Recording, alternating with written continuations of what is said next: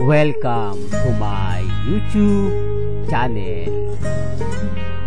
Kung bago ka lang sa channel na to at true-blooded Aldab Nation ka, tama po ang channel na pinuntahan mo.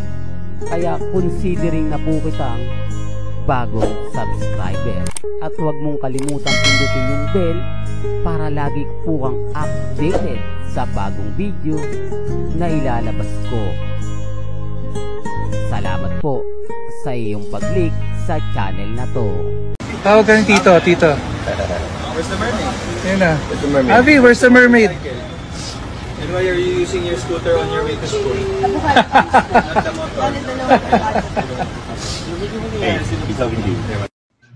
Welcome back mga kaaldab. Ito na naman po ang inyong lingkod, si Mr. Destiny.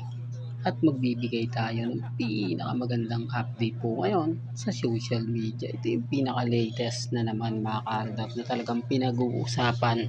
At talaga naman pong kaabang-abang para kay Alden Richards. Tinitignan dito kung sino nga po ba ang third party na naman para kay Alden Richards. Para nga po si Alden Richards na naman ang masisi sa hiwalayan daw po o sa pag hindi nga po panliligaw niya, pagtuloy sa panliligaw kay Catherine Bernardo. Sabi ko nga po sa inyo, kung si Barbie Fortesa po walang karelasyon, malamang sa alamang, di po ba?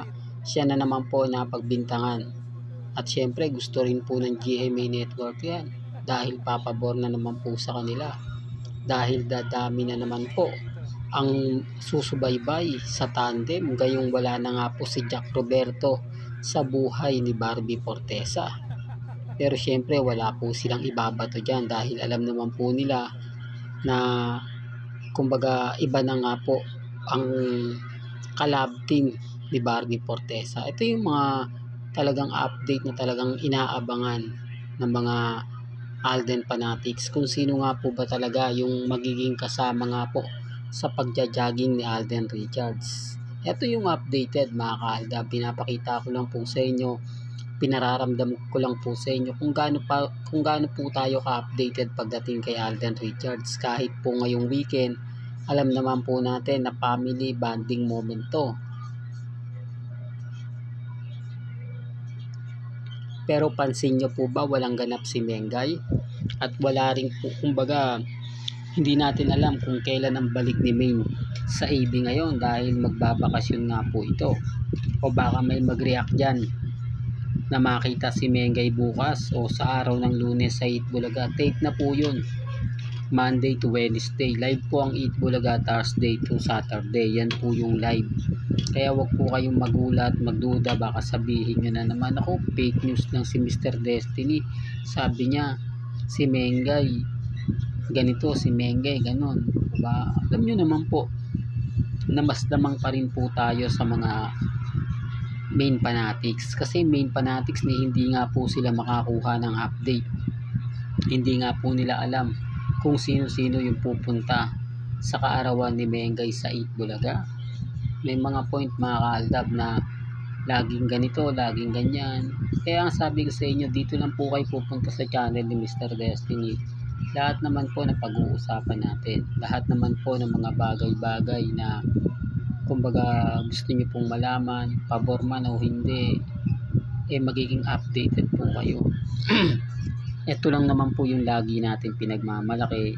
Ito lang naman po yung lagi kong sinasabi sa inyo. Hindi po makakaligtas yung mga taong bitter po. Hindi po sila pwedeng gumawa ng mga issue na hindi po natin nalalaman. Hindi sila pwedeng mag-edit basta-basta lang. Kaya nga po basag ang cut din sa akin.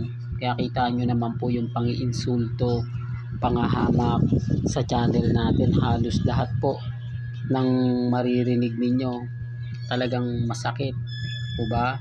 Talagang dinadaw nila tayo. Bakit? Kasi nga po nababasag ko sila. Isa yan sa rason na ayaw po nila. Isa yan sa rason kung bakit po ba kailangan nilang basagin si Mr. Destiny. Kasi nga po nabubulgar ko yung ginagawa nila. Yung mga sekreto nila na pag-e-edit, pag-post na sinasabi magkasama, hindi naman po nakikita. Di po ba?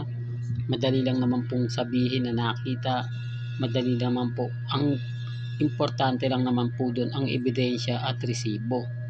Di po ba? Bakit kayo, Mr. Destiny, pag sinabi nyo na andun si Mengay sa Bulacan, wala naman kayong ebidensya at resibo? Common sense na lang po, di po ba?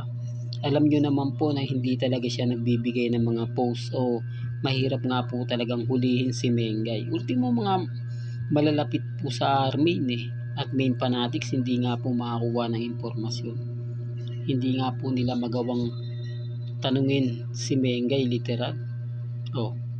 Sinasabi ko lang po ito para lang klaro. Pinapaliwanag ko lang po ito sa mga taong bitter po sa channel ni Mr. Destiny. Sa mga taong galit na galit po sa atin, inis na inis po sa atin. Basta ako, masaya po ako sa mga napapanood at napapakinggan po ninyo. Sa dami kasi ng mga kwento po ngayon sa Instagram, sa Twitter, sa Facebook, hindi mo na nga alam kung sino yung paniniwalaan mo. Hindi mo na alam kung sino yung masasabi mong nagsasabi ng totoo at nagsasabi ng hindi. Sa ngayon, relax lang po ako, di po ba? Kita nyo naman po, relaxing lang tayo ngayong weekend. Ito yung Sunday family bonding moment na kung saan nagsisimba, kumakain, di po ba? Nagse-celebrate ang buong pamilya. Sa tingin nyo po ba mga kaaldab, ilang taon na nga po bang hindi man lang natin nakikita sina Congressman at si Mengay na kumakain sa labas, nagsisimba sa labas? Hindi, for the record lang po, di po ba? O nagawa nga magpa-interview ni Congressman Arjo kay Ryan Bang. Bakit po hindi siya magawang interviewin ni na Ogie Diaz at ni Christopher Min? Hindi, for the record lang po, namimili po kasi si Congressman Arjo ng taong sa tingin niya po pwede niyang sa taong magpapa-interview lang siya. Kasi alam niya gagamitin lang siya nito Alam niya na yung mga itatanong sa kanya medyo masiselan, di po ba? Na ayaw niya nga pong pag-usapan. Doon pa lang po mga kaaldab, alam niyo na Pero hindi tayo namimilit Sabi ko nga dito sa channel ni Mr. Destiny, may kanya-kanya po tayong opinion, may kanya-kanya po tayong pananaw.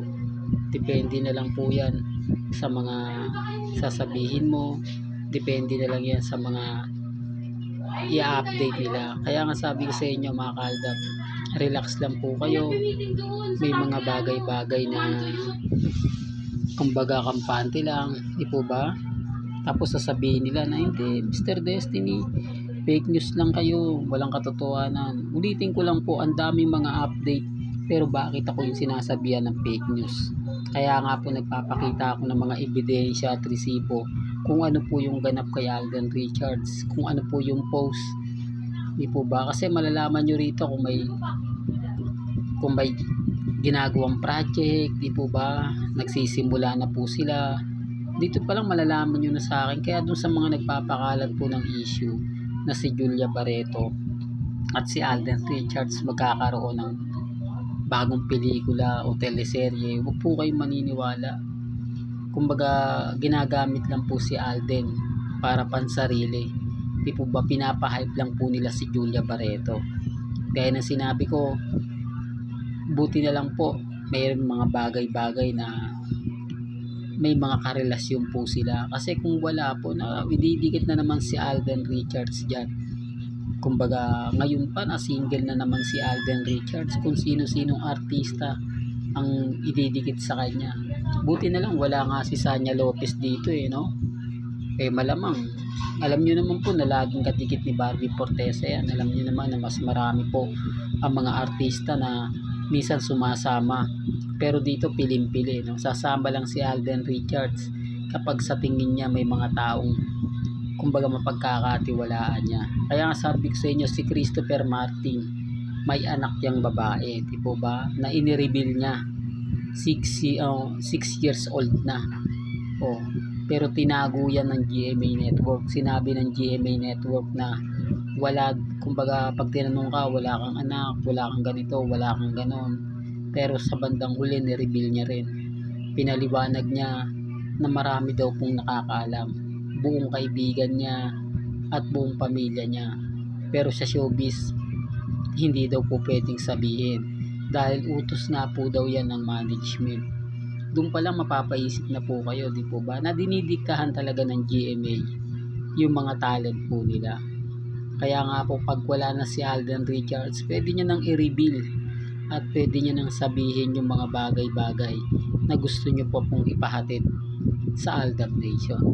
Well, hanggang dito na lang po ang ating latest updates. Kaya kung gusto niyo pa po ng pinaka-latest at sariwang update, abay tumutok lang po kayo dito po sa channel ni Mr. Destiny para updated po kayo sa mga bago at sa mga latest na i-upload po natin maya-maya lang. Kaya kung bago ka lang sa channel na to at isa kang true-blooded Aldab Nation na naghahanap kina Mengay at Alden, tama po ang channel na pinuntahan mo, kaya consider na po kitang bagong subscriber. At huwag mong kalimutang i-share ang mga video po natin sa mga mami, sa mga titas at sa mga senyor. Hanggang sa muli, salamat po sa panonood at pakikinig.